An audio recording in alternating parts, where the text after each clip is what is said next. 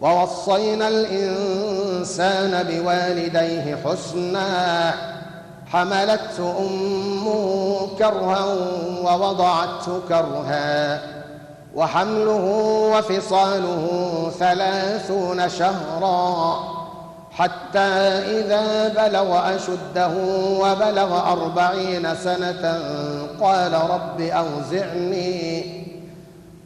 رب أوزعني أن أشكر نعمتك التي أنعمت علي وعلى والدي وأن أعمل صالحا ترضاه وأصلح لي في ذريتي إني تبت إليك وإني من المسلمين.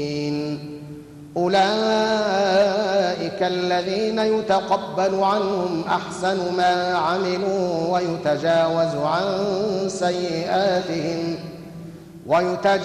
عن سيئاتهم في أصحاب الجنة وعد الصدق الذي كانوا يوعدون.